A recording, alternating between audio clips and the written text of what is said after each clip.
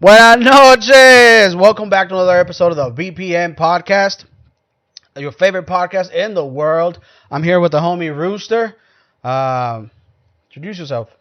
What up, man? It's Rooster BTV right here, Tucsonian, out here in Tucson, Arizona. Thank you for having me, Thavo. This is dope.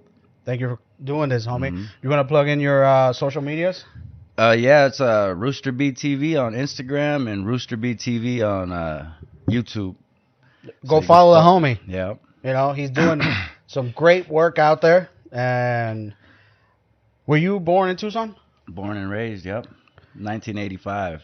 Damn. Yeah. So you're a year younger than I am. I was Okay. 86. A year right. older, sorry. All right. Year older, Yeah. yeah. When's your birthday? I don't tell my people I'll tell you off camera. It's 86, but I don't disclose. All right. No one knows my birthday. The only person that knows my birthday is my ex-wife. That's about it.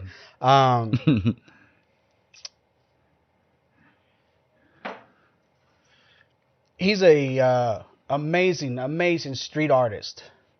I've witnessed his work in his garage, pictures he's shown me throughout town. And what got you into graffiti? Shit, it started, I gotta say, like around 1998. I met this, it was a good family friend, Jesse. Fuck, I forget his last name, but Jesse, he used to tag laps.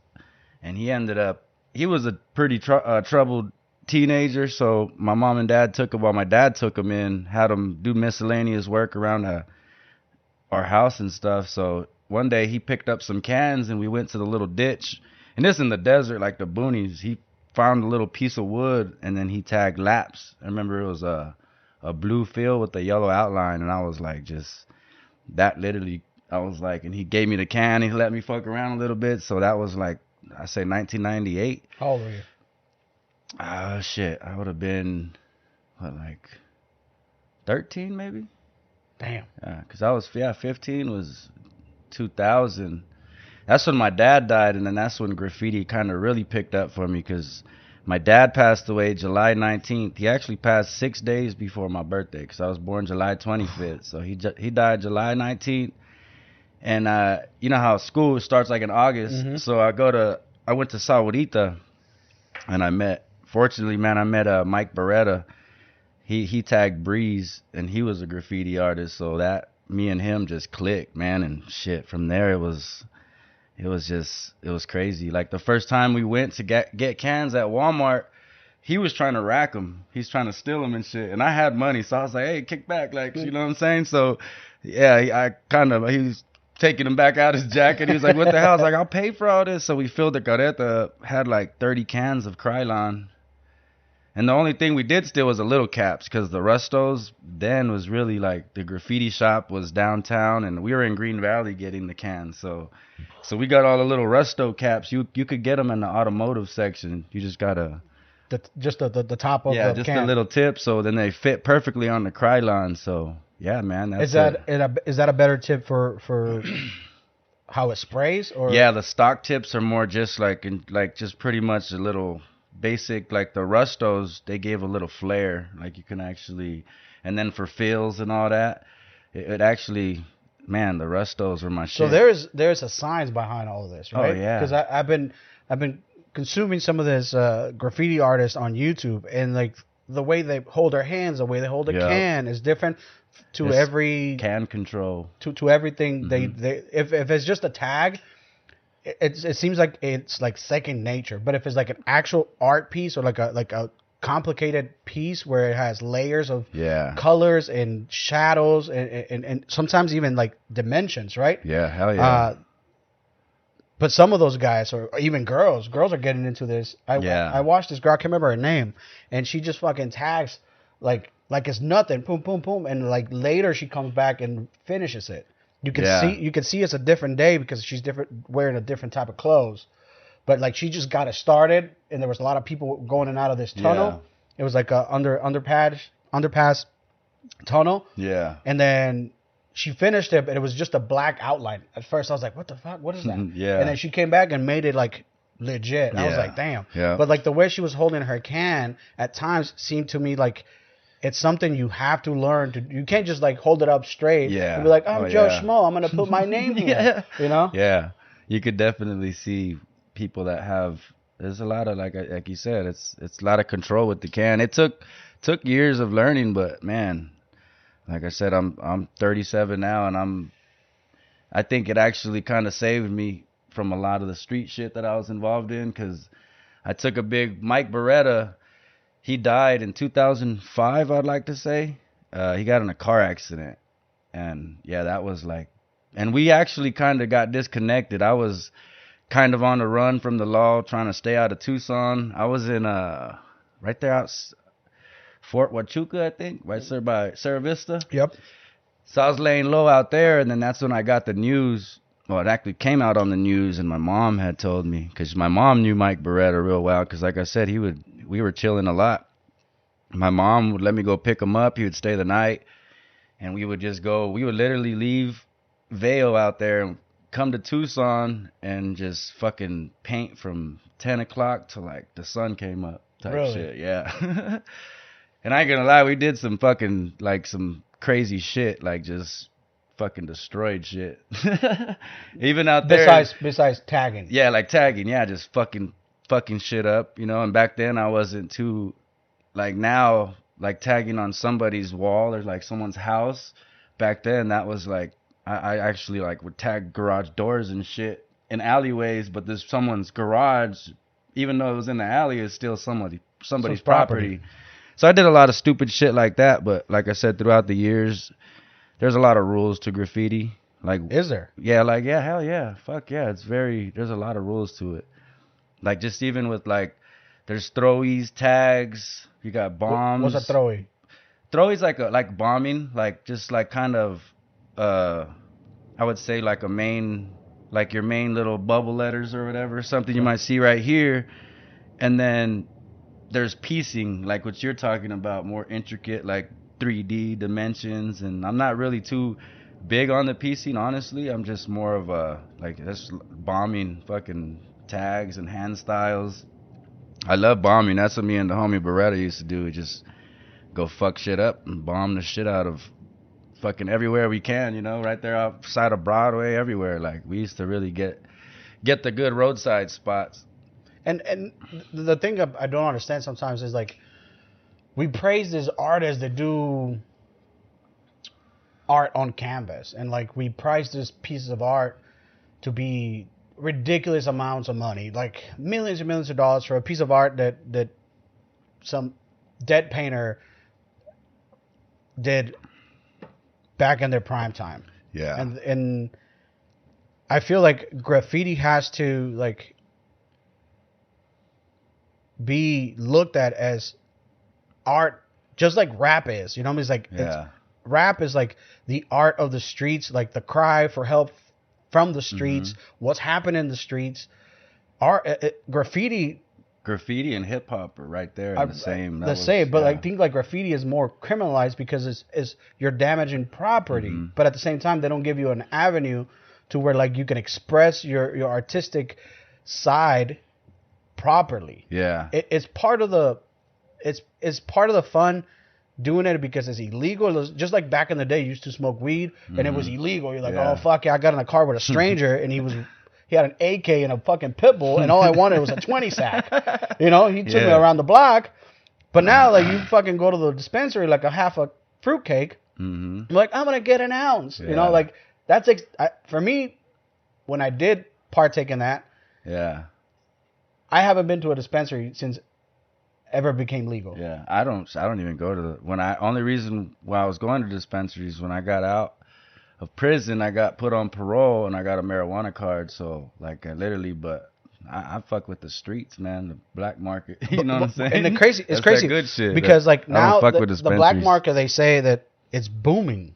Yeah, because of how much dispensaries are taxing weed. Yeah, like you could get the same amount for $30-$40 less. Yeah. And sometimes even better quality because this weed is being brought out from out of state. Like California, Oregon, Colorado, right? All these places where like weed Humboldt County. That place is crazy, dude. That's where I get my tree. Humboldt County. Yeah, that's where. Yep. And then like, I feel like graffiti is obviously like that thing you're saying, like tagging someone's garage door. That's fucking, that's like a young thing to do because you're dumb and naive and you don't know what you're doing. But if you want your piece to be like looked at, like me and my son, we be driving. I was like, "Did you see that new piece?" He's like, "I wasn't there." I'm like, "I know it wasn't there." That's cool. Like you guys are like artists of the night. Yeah. And you guys do this shit at night when no one's looking. Yeah. It's almost like you don't want recognition from outside of the community. The community they know. They're like, oh shit, Rooster was up there. Yeah. Risking his life for this piece. Yeah. Because sometimes some of those pieces are high up there. Yeah, the freeway. I can't say the craziest shit I've done is just up on the freeway. Like, I've never really could, like, I give props to the motherfuckers on the roofs, and I'm scared of heights. I'm fucking terrified of heights, too. I had a tagging homie. He sent me a fucking clip, and it's like this dude freaking out because he's going, like, that's me right there. Like, I cannot. He's going up high? I'll watch a motherfucker and keep pointing, but other than that, I don't really like heights, so I stick to the ground. Freeway spots, like, it's been a long time since I hit a freeway. It's probably like fucking 3 years, maybe. My first time I saw a graffiti piece. I used to live in a town in Mexico where trains would have to stop. Mm-hmm. And there was a coal mine in my town, right? Yeah. So they would load up coal, but they had to stop to load up the coal. Yeah. And I would like walk from school, and I would have to go through the train tracks, and I would like just fucking lose hours on ends to like look at them. I'm like, how the fuck do they do this? My retarded mind back in the day thought that they were doing it while it was moving. Yeah. But I was like in third grade, but I would look at it, I'm like, how the fuck do they have so much paint when it's moving? But like that's just, and then I realized like, oh no, dumbass, they do it while he's fucking sitting. Yeah. Standing still. Where my nana's at, right there on 22nd and Cherry Bell, the fucking the stations right there, Pacific Union. Yeah, Pacific Union. That's what it's called. Yeah, right? Pacific Union. But yeah, we just walk right up in there, and there's fucking rows and rows of trains. I actually was with the homie just not too long ago. I showed him a little spot right there because, like I said, I grew up right there. That's my neck of the woods. Well, I grew up in my nana's right there in the hood since I was 16. That's how long I started staying. She kind of saved me from a lot of shit, but. Yeah, with the graffiti shit too. Like I said, when Mike Beretta died, I was still doing my thing, but that was FA too. FA stands for Family Always. The homie Tooler Jaime, he got shit. I shouldn't be putting his name on blast. Nah, but the homie, he ain't too active with it, but shit, he don't give a shit. But there's Family Always. There's Fuck All. That's kind of fucking, you know what I'm saying? It kind of goes, and then, damn, man, shit, that's crazy. I can't even remember. There's Fuck All. I'll think of it, man. But so there is cliques of the crews. Yeah, that's what I'm saying. I was a Sawarita crew. Shouts out to Cuba, man. I don't know where Cuba's at, but man, shout out to that dude. He's the creator of FA, and that's what, before Beretta had passed away, I kind of got put on by him, like. We went out bombing. He's like, we're going to hit FA. We just hit a bunch of FA bombs. So we kind of just getting the crew out there. And he put me on like that. And like I said, once he passed away, like I've always kept that in my heart, man. And I stopped doing graffiti. I would do it off and on. Then I got involved with my gang shit. So I would go fucking just pretty much gang tags in the neighborhood and shit. So when people come right there on 36, they see that shit and they know where they're at. So... it got like that, and recently, man, 2017, 18 is when I actually picked up graffiti again. Oh, so it hasn't been long. No. When you picked it up, like, all right, but this is my art. Yeah, but then too, back then, I'll say 2003 is when I really got my tag name, and I stuck with it, and like I said, it hasn't changed still to this day. So you know what I'm saying? That's how I got to keep it original. Even my old bomb, I still do it, even though I came up with it when I was real young, just so when people see it, like they know that's an original. You're still around. Hell yeah. Is bombing painting over somebody else's graffiti art? No, you don't really. Honestly, I've never disrespected anybody's shit. When you see There is rules to it though. Like say a little tag, like the tag you see over there in yellow. Yeah. Like say that's on a wall, real little, and I go over and I actually do a bomb over it. That's kind of, it's kind of allowed.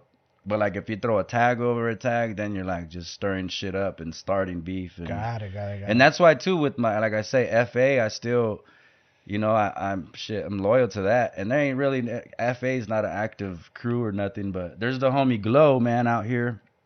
He's really like heavy into this shit, super active. One of my Actually, like, I fucked with dude's work, and come to find out, years down the line, whatever, like, he was actually from FA. So he got at me on social media, and we're like, what? He's like, people seen the FA shit, and they're like, the hell, you know what I'm saying? And we just happened to know everybody. He knew Mike Beretta. He was, like I said, he was from FA. It just happened to be, like, yeah, now he's doing, later down the road. Mm-hmm. Now he's doing big things, though. Like, he's really into I was fortunate, man. I just met the homie Ciroc. Fucking Upgo, Leak, some solid ass dudes. Run into them, and it's like, it's nothing but respect. And it's usually they come up to me and they'll be like, Rooster? I'll be like, yeah, what's up? Damn, and they call me out my tag name too. I'm like, how the fuck does this motherfucker? Yeah. And that's how it is. Like, shit, people just know because they, just out there being active, and it's a tight knit community. You know what I'm saying? A lot of there's some sucker shit going on, but people get exposed and end up having to fucking leave town or just drop graffiti altogether because they get scared.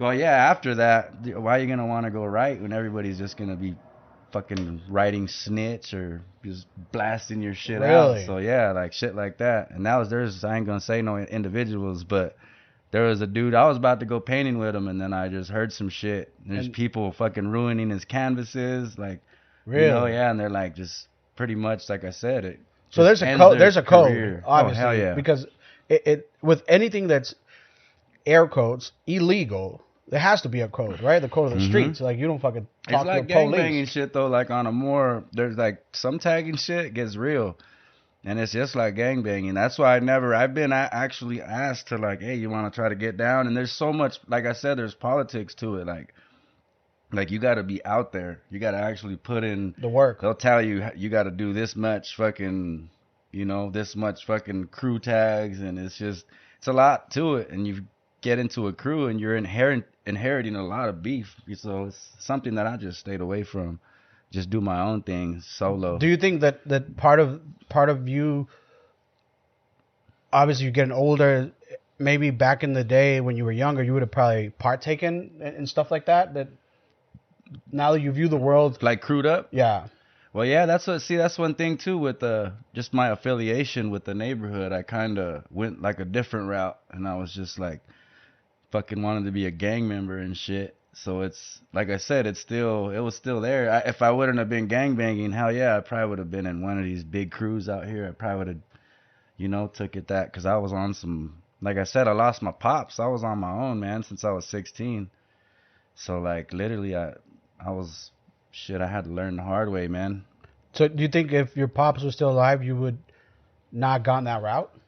I think I would have definitely continued art, because he was one of the ones, like, just kept my drawings and everything. He was a good artist.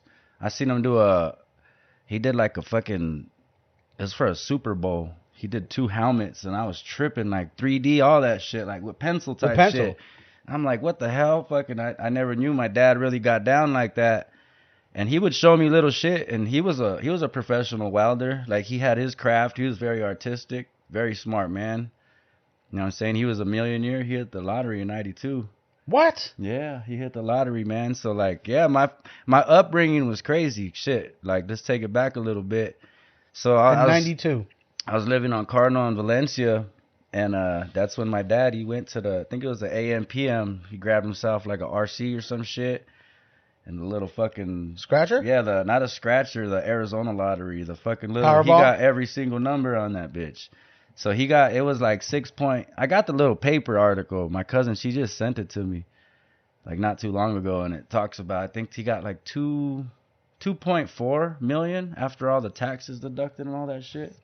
they tax that shit. And he got it in one lump sum, so that was life changing right there. That was in Cardinal, Valencia, so we were kind of deep south right here. And then when he got that money, that's when we moved out to Vail, to the fucking boonies. Yeah, there was nothing there in the 90s. Fuck no. There's still nothing out there, but like it's still grown. it's grown, but it's still you're like you used to be out there, be able to go out there and shoot your guns and shit. And not no more. There's so many houses around there. That's how it was though. Like target practice, all that shit in the backyard. My dad, he had like a little ranch type shit going. That's what the whole goals were. He had a garden. He had all kinds of shit. He was growing bud. That's how my brother inherited that. Because once he passed, my brother kept that up, and he's still doing that to this day. He does that legit, though, right? Like legit. Well, we were doing it illegally. Now he's legal, but now everything's legal, so... But yeah, we've been doing this shit for a minute. I remember when I tried your brother's stuff. I was out of my mind. My brother I was like, God damn. He pulled that big ass jar out of that backpack. I was like, God damn. Big old fucking gallon jar. I was like, God damn. That's a lot. Check out Rare Kind on Instagram, man. Rare Kind. It's a private account, but just send him a little request. And if you want to, this year he's going to be Rare Kind. He's going to be coming out with some shit. He's got that shit in the works. And here's the interesting thing I find people that are doing. I find very interesting when people dedicate themselves to one thing and they become really good at it. Right? When you master graffiti is your.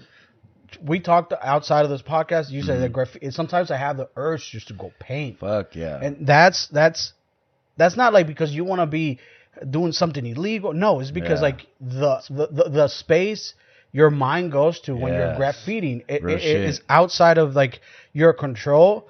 It's a whole nother world, man. When you go out there, what happens when you paint?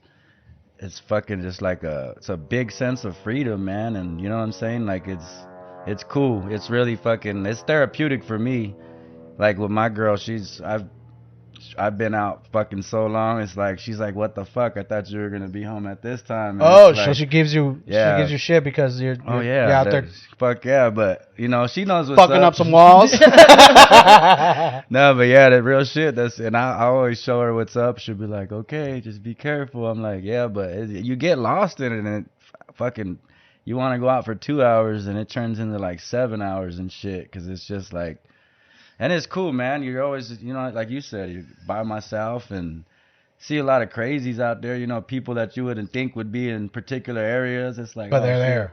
And then I'll actually keep it pushing. I don't like to be painting around people. I have, I've had to actually break people beers off and joints and shit. Just so they leave you alone. Yeah, but they'll sit there and still watch me and shit and chop it up. And I met a lot of cool street people, man, being out there and actually...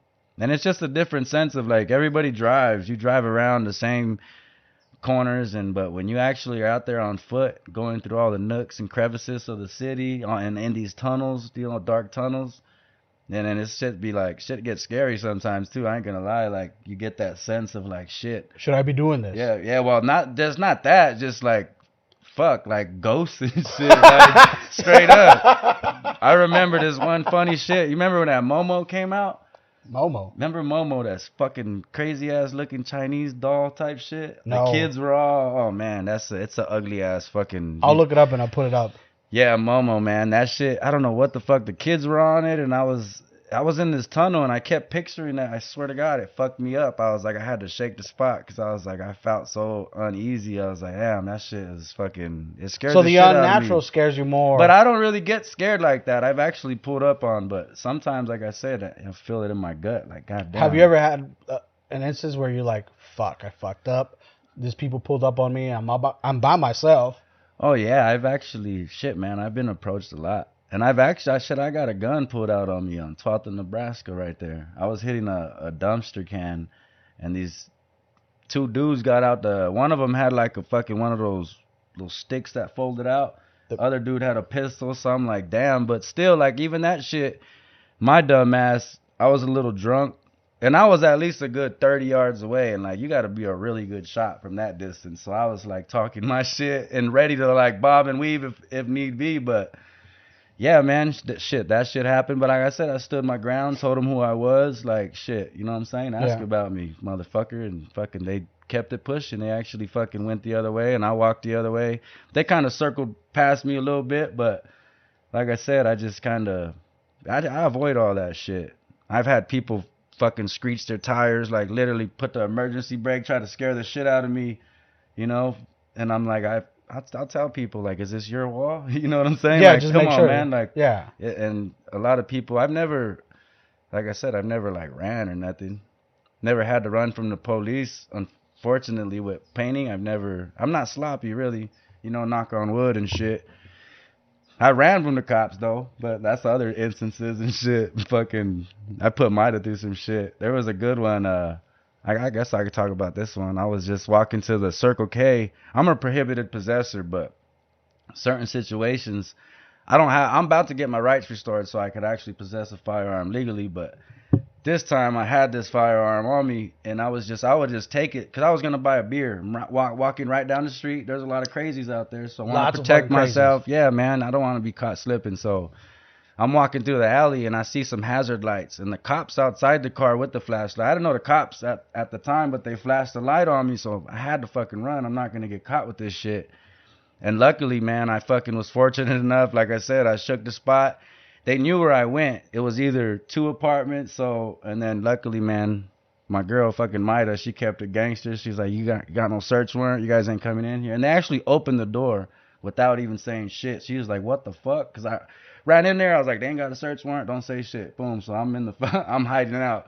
And she's right there fucking... Is this back in the day when you guys first got together? First got together, yeah. I remember that spot. You don't have to say it. So oh, yeah. It was hood spot, like a motherfucker. That spot, bad. You know, that spot was hood. Yeah. It don't get hooder than that. The day we moved out that bitch, man, man. There was one of the big homies. He was right there pistol whipping some motherfucker in the parking lot, you know. Unfortunately, Axel, my son, he had to witness that shit. I'm like, I'm glad we're leaving this motherfucker because it was shit like that, though. The cops, they stayed out there till like 4 a.m. The next day, I don't know how my brother had came in town. We're right there we're actually smoking a blunt on the balcony, and the fucking cop passes me, and he's like, you know what I'm saying? I know. Yeah, I was like, oh shit. Like, they knew what's up. They were just like, we watching you, motherfucker. But I kept myself out of trouble. Like, you've been out of trouble since I've met you. Yeah, man. I got out of prison 2016, and I ain't gonna lie, I was fucking up, but literally 2018, I stopped everything. I stopped all the illegal activity, the street shit. You know, I used to do a lot of crazy shit, man. That's was it. Kind of stopped my income, slowed it up a little bit, but like I said, that a lot of the shit that I was doing is not worth my freedom. So that's why I stick to my tattooing and my art shit.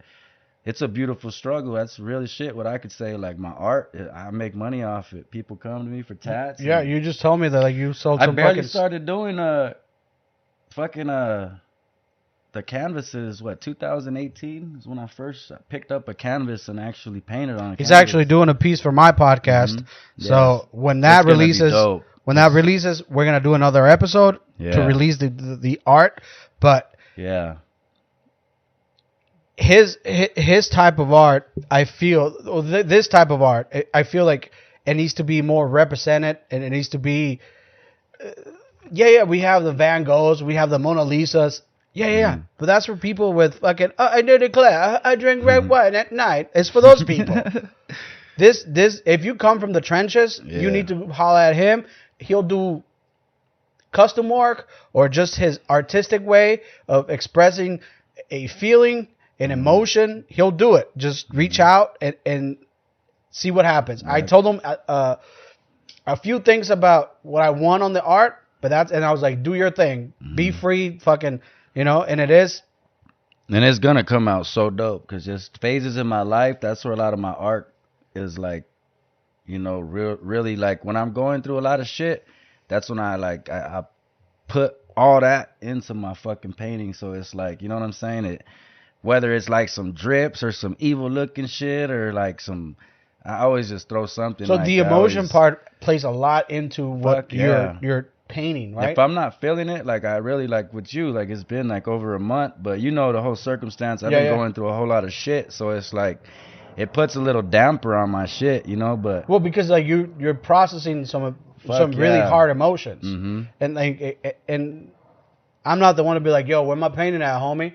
You know, I'm not like that type. I know everybody that knows me too, they know. They're like, that's Rooster. Give him his time, it's gonna be dope. Well, you have to like unpack all these fucking feelings because first of all, I give you your props because you're processing and you're given this. I don't want to sound too fucking mushy, but you're processing this hurt that that came into your life unexpected. Yeah. And like in order to process that, it's because life is still happening. You still got to go pick up the kids from school. You still got to make dinner. You still got to fucking clean the house. You still got to do everything. Yep. But and then where sometimes I find myself like bottling up emotions in situations because like my kid don't care what that daddy's going through something, right? Yeah, He's still got they don't know and part of it is like if I'm going through something, I don't want them to know because now like, hey, you're supposed to be in control.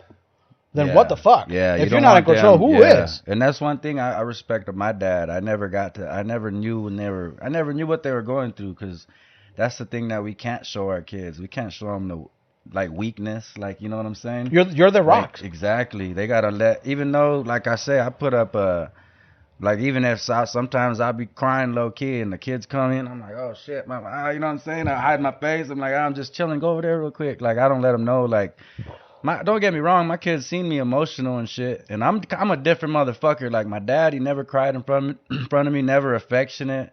No, I love yous, none of that shit. You know what I'm saying? So with my kids, I'm way affectionate. Yeah, and hell loving. yeah. I kiss know these motherfuckers. I hug them. I'm like, shit. You know what I'm saying? saying? I have a 15-year-old that I tuck into bed every other night. I don't tuck him in. Dope. He's like, Dad, you okay? I'm like, dude, you're fucking 15. Chill out. Yeah, that's dope. You know, but like, I grew up with no parents. I've talked about this in the podcast. I grew up with no parents. I grew up with a great-great-grandma. Yeah. Right? She was born in 1909. So this lady is old school as it gets. Damn. She was getting away from Pancho Villa in the war, in the Civil War. That was right. Damn. She was hiding in barns underneath fucking hay because Pancho Villa will come into town and take their women and rape their kids and do all this crazy shit. Pancho Villa is glorified. No shit. Yeah, like he's glorified in the sense that like, oh, you know, he fought the government for us. They gave us a lot of people got him tatted on him. Yeah, a lot of people got fucked up. Dang. Especially if you had like a little ranch and you got a couple animals racing in a little fucking garden to sustain your family. And Pancho Villa came in and was like, I want all the goats, all the chickens, and all your fucking potatoes. Some bullshit. So now what do you want? Like, you know what I mean? So yeah. That's wild. I grew up in that sense. And then like I show my kids like sometimes I even think like I show them too much love. Yeah. You know? Like I'm like I grew up with no love and I'm fucked up. I'm broken. But is it because I didn't grow up with that love I needed? Yeah. Or is it because I grew up in a harsh environment where like every day is about survival? It's about like, am I going to make it to the next day? Have I eaten today? What am I going to eat today? Right? There was never like, oh my God, I'm feeling like, you know, I'm not being, you hear the train tracks? You know where we're at. Mm-hmm. It's not about like, recognizing emotions because you're trying to survive. And now that I'm like settling down, I'm a little older, I realize like there's a lot of shit in my heart that I've never spoken about. Mm-hmm. That I've never had the time to be like, oh, okay, this is how I feel today, you know? Because I was always in survival mode. I'm like...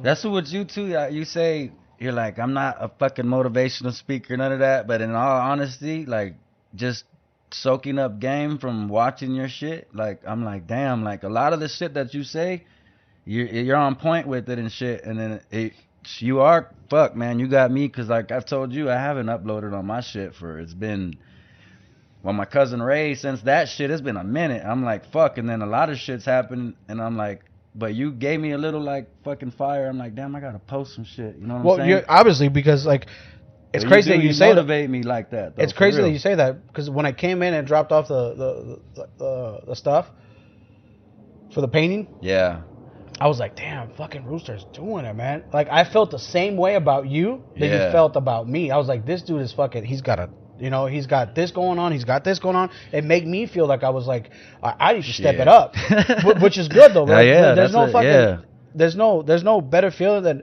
motivating each other to be better. Fuck right, yeah. And I guess in our culture, our Mexican culture, we don't. I just uploaded a episode last week, and they gave me so much shit for it, right? Because I'm clowning on the fools that dress the same way, Like, oh, he's racist against his own people, blah, blah. I'm like, how is it racist? Yeah. And like the saying, it goes, there's no better enemy to a Mexican or a Hispanic than another Hispanic. That's what the saying is, right? But I'm not hating on anybody. I want everyone to do well. I want everybody to figure out what they like in life. Yeah. Because I was at that place where I didn't know what I liked. I didn't know who I was. I didn't realize that what I liked mattered to me. It almost seemed to me that what I liked didn't matter to anyone, including myself. Like, I would do something for myself and I will feel guilty for doing it because I'm like, fuck, I don't deserve this. I don't need this. Yeah. You know what I mean? And then I'm like, well, I don't ever want to sound like I'm giving you like life advice. I'm just telling my story the best way I can. Hell yeah. You know, and like sometimes I might be misunderstood because I don't speak my mind. I just talked about this too. When I'm sober, it's so fucking hard to like get the feelings out. Oh, it's so hard. It's like it's almost impossible to get my feelings or my emotions out. Once I'm a little intoxicated, I don't give a fuck. Yeah. I just let it out. And I've been trying not to drink on the podcast. Like I used to fucking be like, hey, I would record late at night, 2 a.m, fucking wasted, trying to keep it together, you know? But then I was like, if I'm going to take this to the next level, whatever the next level is, I have to like be okay with speaking my mind while not drunk. That's real shit.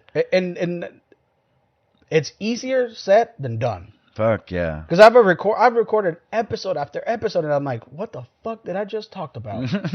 You know, and I'll delete it because I'm like, this is not what I want out. Yeah. I want raw, true emotion and funny shit. Like if my story doesn't make you laugh in some shape or form, then what's the point? Yeah. You know, I love people laughing. That's one thing I recognize about myself, and it's maybe because it's like I draw attention to myself in laughter, right? I was always a clown. In school, I was always a fucking clown, making shit up, you know, being outrageous. But when I'm sober, I'm like, hey, what are people going to think of you? You know, I'm like, like I'm all uptight and shit. But that's not who I am. Yeah. And people don't get to see the real me on a daily basis. Yeah. And part of it is that my childhood has to do a lot with how I am today. And I'm trying to break that cycle. Yeah. You know what I mean? I'm trying to break that, like, that mentality that, like, oh, poor me. I've never been like, oh, poor me, feel sorry for me. Never. Shit is going to happen to everyone, and it should happen to everyone. Fuck yeah. Because it makes you who you are. Yeah. And I keep telling this to people around me. I was born perfect. There's nothing I can do when I was born perfect. And if you have an issue with me being born perfect, then take it up to God. He made me this way. And people get so riled up with that because I say that. Yeah. Because they know I'm not perfect. Fuck yeah. They know. I know I'm not perfect, but it is part of like accepting who you are for your goods and your bads. Yep. Like, we fuck up, but that's not me. If I fuck up tomorrow, I'm going to look at it and be like, okay, what can I do better what can I change to not fuck up that bad again? I might fuck up again, but not that bad. Yeah. Right? And it took me a while to not judge myself on the past. You got to go through shit to know shit. Like, for real. Amen. Yeah. You got to go through shit to know shit. Yep. And people are like, oh, you're such an old soul. No, bitch, I've been through fucking... Fuck yeah. I've been through so much shit. I've been through hell. You know what I'm saying? And I don't think my story is, like, more hurtful than the next guy. Yeah. There's people that think that, like, you couldn't walk my shoes. Well, duh. You couldn't walk my shoes, bitch. What are you talking about? It's not like your story is only... your story. You think you're the only one that goes through shit? No, we all go through shit. Yeah. It's just how we deal with it. And this graffiti thing is very amazing to me because I know, I don't know. I'm assuming that you have like this feeling that people are missing in their lives constantly. It's a feeling of like I'm doing something I enjoy. I'm doing something I like. I'm doing something that's fucking not everyone can do. Yeah. I'm doing something that it takes me to a place in my soul to do so. Yeah. It's not like you wake up in the morning like, oh, today I'm gonna go right. No, it has to. It's almost like an intrusive feeling. It just comes out of nowhere. Yeah. Or maybe you have a slow drip, like it's building. Oh yeah. And then that's how boom. I get. That's how you get it. Yeah, man. That's what I hadn't. Man, my boy came. He smoked, and I was like, "What you want? What you going?" He's like, "I'm gonna go paint." And then my girl, luckily she was right here. You know what I'm saying? And I looked at her, and she was like, "Go." I was like, "What? Like, what the fuck?" I was like, "That's dope. Like, that type of shit." Cause she already knows though. Like, when I be out there, I be like, "Fuck." Like, I see all my shit buffed. I'm like, God damn it. Buff means when the city comes back and they go through that shit. And there's spots I guarantee, man, it's funny. Like, there's spots that I have, they'll buff some shit and they kind of, I'm like, damn, does this motherfucker know me or something? Like, he keeps my shit chilling. I'm like, fuck yeah, I got shit that's been burning for a long time. Cause I see them out there. You see the trucks. They got a bunch of fucking paint cans on the side. Oh yeah. You're like, this fuckers are out here. And in all honesty, man, I'm fucking like, I'm active, but I'm not as active as a lot of these motherfuckers out here. Like, salute to all the fucking writers out here, man. Fucking, there's motherfuckers out here tearing shit up. But like if it weren't for you guys, what those fucking assholes be doing right now? They don't have a job, right? It's like the border patrol. They're like, oh, we need to stop illegal immigration. Like, no, you don't. Do you want a job? Do you want to get paid $75K a year to sit in a truck in the desert? Yeah. Keep illegal immigration coming. And there's some old heads out there too, like in their 50s. Like, really? Yeah, there's OGs, man. They fucking get it. I'm like, damn. Shouts out to motherfucking YPN crew, man. They're really active out here pushing the line, and there's some motherfuckers, some OGs. Like, do you guys have like a, you know, like lowriders have those park meets where they all fucking oh yeah, meet? like fuck yeah, they have they just opened up Pieces. It's right here in that's Tucson. It's a local graffiti shop. Yeah, go check out Pieces, man. They fucking. Damn, I think it's so it's a graffiti supply store. It was in Phoenix, and then they moved here to Tucson. So they had a little grand opening, and when I went, like shit, everybody was right there. You know what I'm saying? It's dope. Everybody pulled up, and you just get to meet everybody. You know, I got to like fucking, you know, just barely rub shoulders with motherfuckers and just say what's up, but like really chopping it up, nothing, but just meeting particular people. Like Klep, when I got there, he came up in the parking lot. And he's from Red Eye Mob. That's a big Red Eye Mob is like it's everywhere. You know what I'm saying? I think I want to be wrong with it. I know it's all the United States, probably even out the United States. These motherfuckers go to Berlin.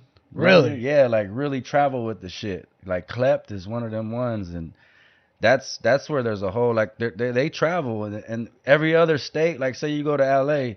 If I put up in LA, you know what I'm saying? There's always writers that know writers, and you get put on, and you actually get to go paint with like certified ass motherfuckers. It's dope. There's a lot of love in it. There's actually been people that come down here to Tucson.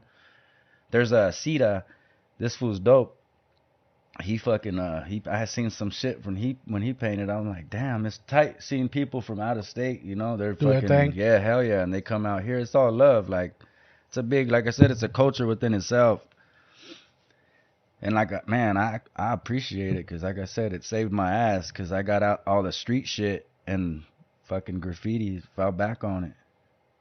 Myra was tripping too. I was like, I gotta get some paint cans. She's like, what the fuck? I was like, I gotta go paint. You know, I was like, you're like that Chappelle show. Yeah, it'd been so long. And even when I was locked up, the homie Terror, I got to meet some writers in there and shit. I was like, fuck. So just tagging period. I was like, man, I'm gonna fucking get out and I'm gonna do that shit. So it was. So being around other artists, does it spark the need for you to be like, oh shit, I can do this too? Hell yeah. Does it motivate you to like? Hell yeah, fuck yeah, it does. It's fucking always been like that. Like other artists kind of feel that shit. I see them getting down so much. It's like, man, I'm gonna get down too. Dude, know? Not to go off subject, but that T-shirt, he's looking at you right now. Mm-hmm. Just so you know, he's fucking looking down. Who's that? Oh, Cheeks? Oh, hell yeah. Dude, right before this, yeah. Rest in peace to my primo Cheeks, man. That's crazy, because I just looked over and like she's like, I'm not looking at you, homie. I'm not fucking looking at you. I don't even know who you are. That's dope. That's tight. The graffiti thing is very interesting. That Charles out there tagging his shit up. I saw. I was like, this dude out here fucking. They're just fucking man. Late at night, and then you posted that meme of your girl calling you. Yeah. And she can bark. We know. Shouts out to my baby Maida. I love you, baby. That girl right there has been my rock. You know what I'm saying? She's definitely fucking held me down, and my whole family acknowledges it because they see me now. I go to all the family functions and everything. Back then, I was, I was a black sheep. I was nowhere around. I was fucking out there fucking shit up, robbing but shit. But like, the black sheep thing that, sorry to interrupt you. You're good. The black sheep it's an interesting term, right? Because you're like the outcast of everybody. Hell yeah. Right? But at the same thing, in the same sentence, is you're the outcast of your family generational trauma that you're trying to break away from. Yeah. Like, I got to get away from this, because that's how I always felt. Right? I have 4 siblings. We don't have a relationship. We don't talk to each other. Yeah. I don't talk to my mom. Like, I've heard you on some of your podcasts. Like, you see your sister and you're like, look. I'm like, damn. We looked at each other at Target, dude. We looked at each other, and I was like, oh, cool. And we both turned away from. That's wild, right? Man. That is what it is. Wild. And then, like, sometimes, like, you can't choose family. You know what I mean? You can't choose family, and sometimes family could be fucking shitheads. Yeah. And you gotta accept it or move on. Hell yeah. And I moved on, and they moved on. I've had to cut ties with family members. It's hard, but sometimes it's for the best. It's for the best of your own soul. If you want to be a good person, you got to surround yourself around good people, and if some people just ain't good, you know what I'm saying? And some people don't accept that you're trying to become be better. Trying to be better. Like, fuck no. They hate on that. I know you're a fucking shit. Yeah. You're gonna fuck up again. Yeah. One of the things, I've never shared this on this podcast, but I'm gonna do it right now. One of the words that my mother told me, she goes, I hope your kids hate you the way you hate me, and you're gonna be a horrible father. Damn, when my firstborn was born, my first kid was born, I was 21. And seeing shit like that, you saying that is crazy. I don't even want to say the person, but I've gotten told shit like that too. Like, they wish the worst, and it's like, okay, now I see where I stand with you, and that's, like I say, that's where you kind of evaluate and be like, yeah, gotta cut these people out. Like, you can't have people like that in your circle. Fuck no. Hell no. And even I've always tried to give them the benefit of the doubt, and on the same bullshit, it's like, fuck it, it's a wrap. Like, burnt bridge right there. That's it. Yep. And now I understand. Like, she's probably hurting. My mom is probably hurting because she didn't have the love of her parents, but she didn't realize she didn't have parents. I didn't have parents, so it was her job to cut that cycle. She did it. She was wilding. Fucking crack was big in the 80s. Yeah. She was whatever it was. Now it's happened, and like, those words have stuck with me, but in the same token, have driven me to be a better dad. Right? Not because I want to prove her wrong, but I can show my kids something that was never shown to me. Yeah. Unconditional love and understanding and encouragement. It's crazy having I'm pretty sure when you and one of your kids go to the store and you have conversations with one another, it's different when the whole group is there. Oh, hell yeah. Like, they open up. They're like, oh, what? You get surprised by the things. That's why I tell her it's important to take all the kids by themselves, and that way, like, you get a little bonding time, and then, like you said, you talk about shit that you would be like, damn, what the hell? Yeah. Like, it's kind of, that's important. It's important. Yeah, it's very important. Important. And we didn't mean to get too mushy, but hey, it happens. You know what I mean? That's what happens when you have a conversation with real people. Yeah. Fucking. And like I said, just talking about mushy shit, like, shit, motherfucking man, I had that, rest in peace with my cousin Ray. Last August, we're about almost gonna. Oh. It's been a minute, man. It's almost fucking like climbing on. I think it was like 19 months or some shit. But he had unfortunately took his life, and then so, like, I went through that shit, and then Chacho that was his Nino right there. Like, that shit right there is, it's a trip, man. And him leaving was like, oh man, it's just fucking. How old was Chacho? 42. He was young, man. I just seen him 3 days before he passed and shit. And like, shit's crazy, man. Hold on. Oh, you're good. You're good. It's. But no, shit, man. Fucking, my tata died. He was the first one. He passed away in 1999. So he's at Holy Hope Cemetery. So he's right there. And then my pops dies in 2000. Just following year and shit. So my dad's buried right next to his dad. My tata and my dad are right there. And then Ray, when he died, my nana gave her plot. So Ray's on top of my fucking tata right there. And then now Chacho, me, my mom, and my brother discussed the whole situation. My brother's getting cremated. My mom's getting cremated. And I pretty much got kind of left with this, like, decision. And my primo Güero, Chacho's brother, Cheeks, man, he fucking... Weddle was like, dog, he's like, you got to be with your pops. That's your spot. And I told him, I was like, shit, man. I was like, just the way shit works out, you know, like that shit's just like, and then now Chacho's buried right there on top of my dad. So it's like, that shit's fucking deep. Oh, but yeah, it's, I want to be cremated. Yeah. I don't want to be fucking. I think I thought about it, man. I want to be fucking buried. Like, shit, there's other little plots right there and shit. So, I don't know. I just want to get my shit right. And just that way I can have, I want to be right there in that little bunch. You know, at the end of the day, fuck yeah. So, I got to get that all situated because we don't think about it. You don't want to think about it, right? No, you're like, fuck no, I don't want to think about my death. It has to be like, we don't, like, tomorrow's not promised. So, we got to talk about that type of shit. So, people are prepared. You don't want to have a family out there doing car washes and busting their ass. Like, that shit sucks, man. And fortunately with Cheeks, man, there's fucking so much people came. It was the best funeral ever, man. I was like, God damn, is this a parade? And some family members, they were kind of like, oh, it was like a party. But at the end of the day, no, it should be a fucking party, dude.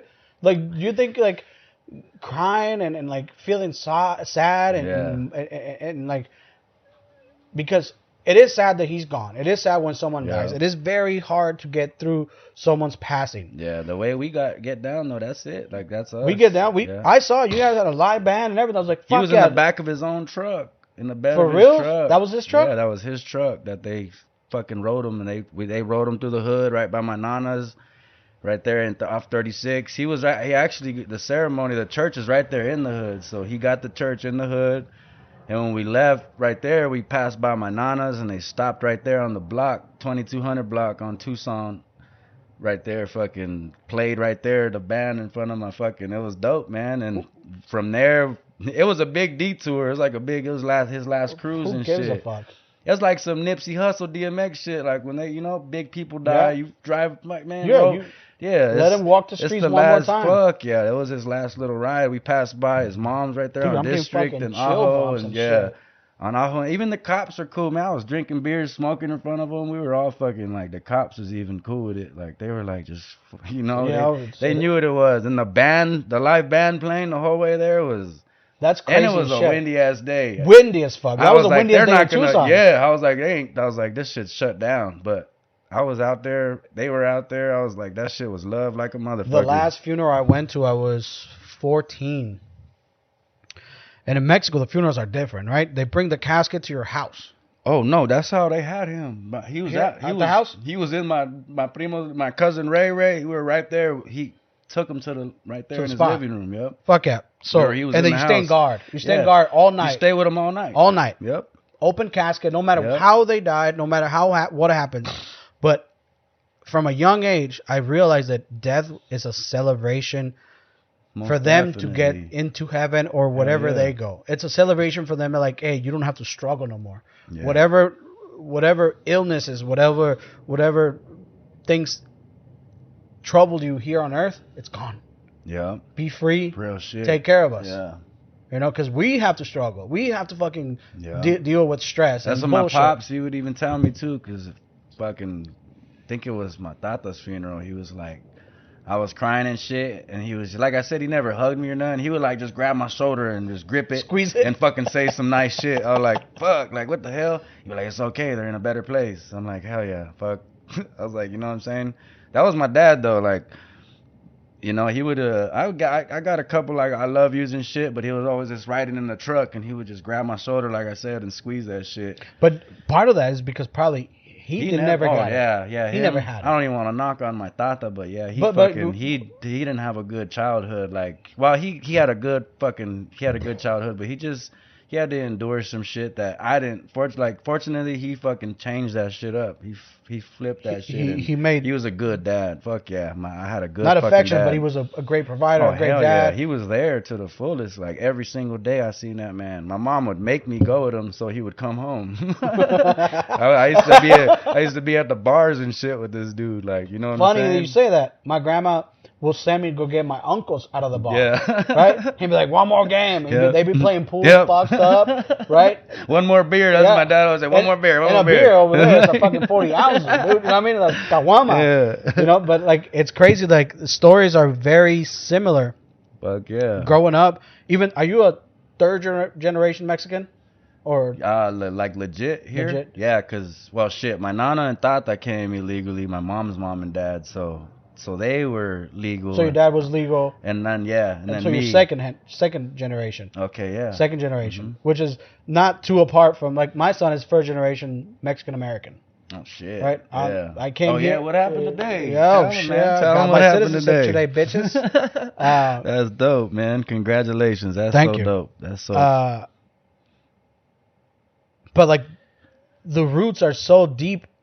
The Mexican roots are so deep into, like, generations. We come into this country trying to be better, trying to provide for our families a better future, better opportunities. Because let's be honest, there's not a lot of opportunities where we come from.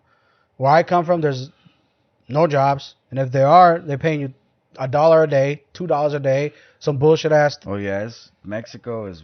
We just went out to our Golfo, but for her tata, when her tata died, they live in the trenches, like dirt floors. They don't even got doors on their shit. The bathrooms outside. Type shit. Like, oh man, and that's what people don't realize. It's like, humbling, like a motherfucker. Because you get here, you're like, oh shit, I'm blessed. Yeah. That I got running water. Yes. That I got a fucking fridge. You don't gotta burn your trash fucking outside. The trash smell in the air is like, what the horrible. Fuck? Yep. Yeah. It's not. It's fucked up.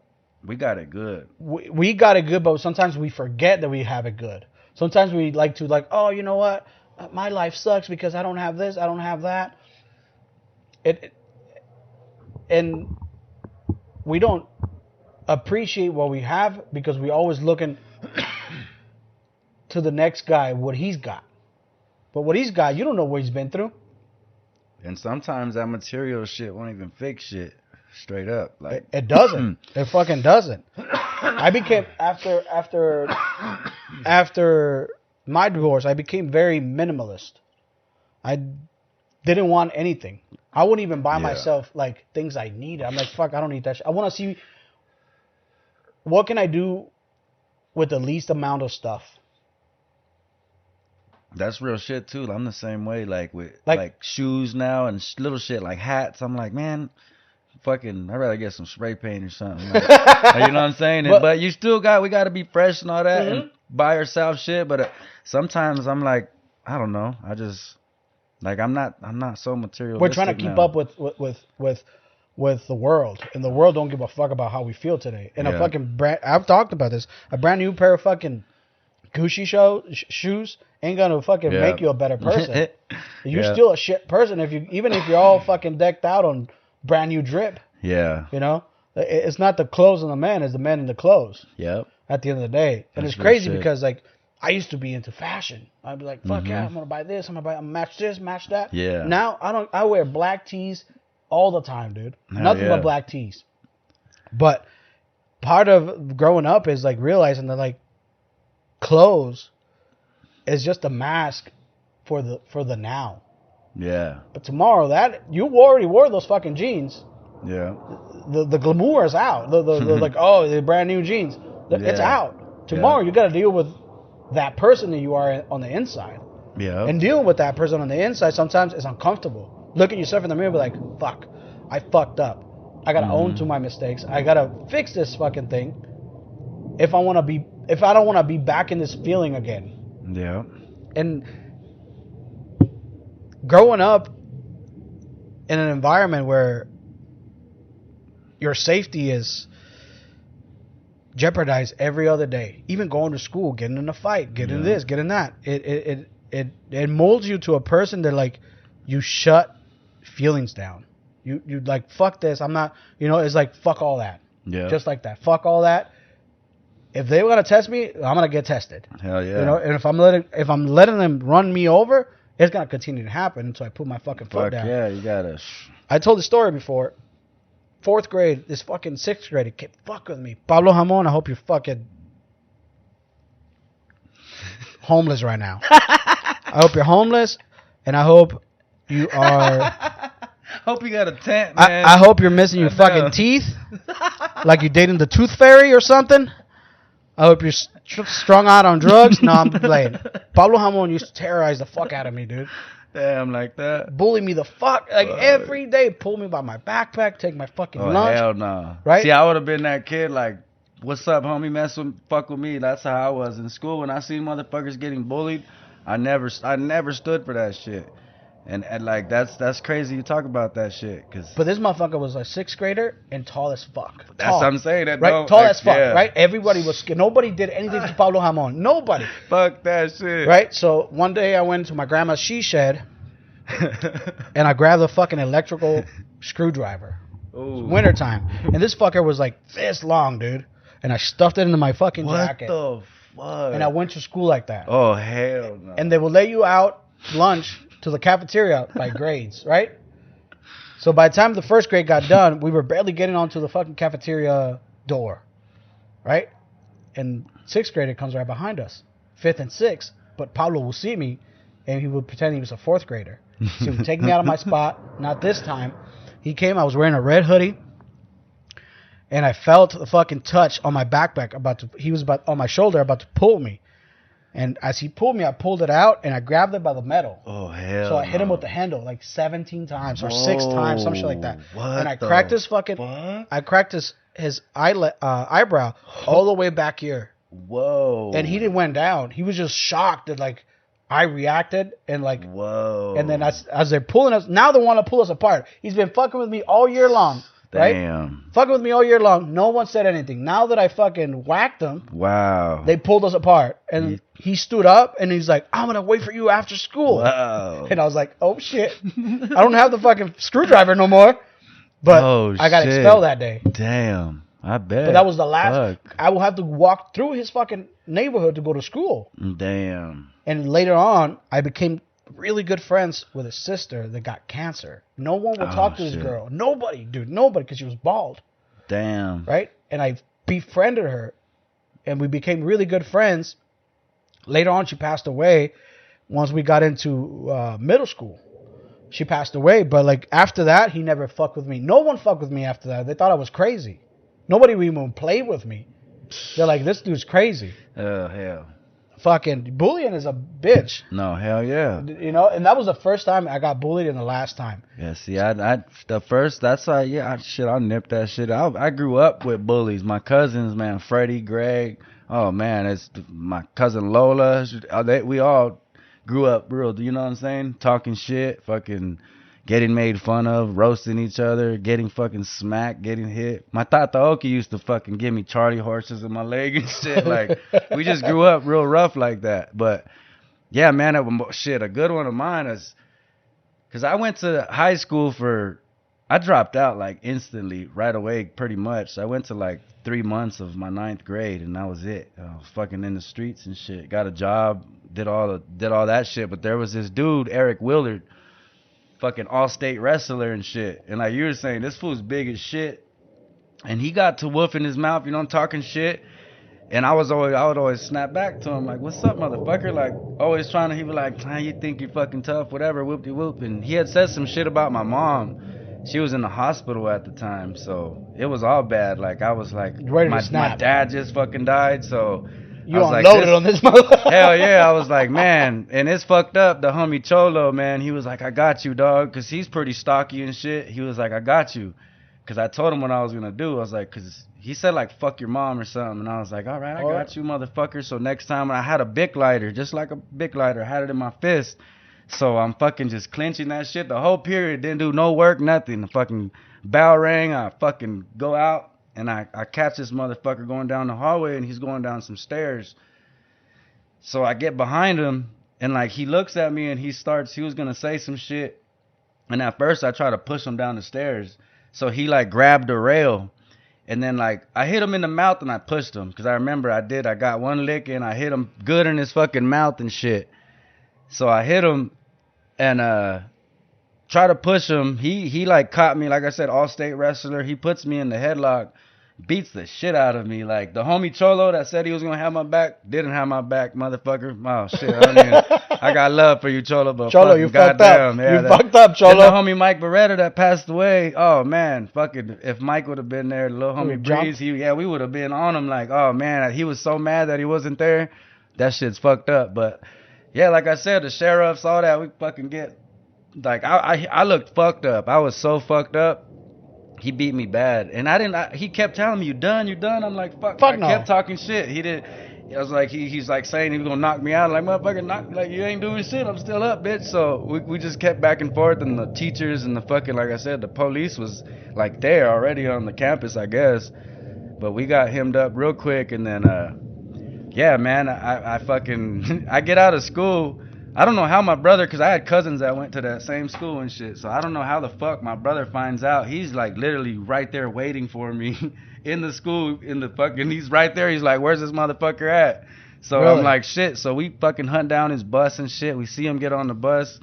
We had followed him and shit, and he never got off the bus. He was all scary and shit, but yeah, that's a long story. But that motherfucker, oh man. There's more to that shit. It's funny because the homies ran into him and he caught a lot of smoke for just fucking with me. I was like, yeah, motherfucker, you fucked with the wrong. Like, like I said, he was on that bully shit. He would do it to everybody. And yeah, because he's got a skill that no one does. Yeah, right? But yeah, he was big. Like I said, that shit was out the window with me. I was like, man, I got cousins that are bigger than you. We about to get down. Fuck yeah. The way I was. That was the only thing I remember from, like... That's wild, though. You cracked that motherfucker with a drill bit? A screwdriver? Yeah. Fucking shit, dude. I was just, and growing up, I was the only kid in the household. The only one. Everybody, my uncles are all 20, 25, 27. My aunts were 30s. I was the only child. You didn't have a big family? Well, yeah, but no kids. No kids? Remember, my grandma took me in when she was 86. I was born in 86. She was 86. Damn. Right? So I was the last of the run. Whoa. Right? So I grew up basically by myself with a bunch of adults. And adults don't give a fuck about kids if it's not your own. Yeah. Right? Especially back then, it's more like... Yeah, like I would see my uncle fuck with all the girls in the neighborhood. He was bringing them home when my grandma wasn't there. He'd be like, shut up. I'm like, oh, I'm telling grandma. He's like, I'll give you some money. I'm like, okay. Shit like that. But... And I think that's because, like, that's why I grew up the way I did, right? Because I grew up a bunch of grown-ass people. Like, they would send me to the store to get cigarettes, fucking beer, and they knew it was for them, so they would just sell it to me. Yeah. So, like, fucking 10, 12 years old, buying cigarettes and beer, it was crazy. The first time I saw my uncle do coke. Fuck. It was crazy because we were driving, and he's driving an 18-wheeler, and then he's like, hey, look away. And he opens his bag up, and, like, in the reflection, I could kind of see what he's doing, but not I was 13. I couldn't comprehend what he was doing. And I just hear, like, fucking 6 big-ass sniffs. Right?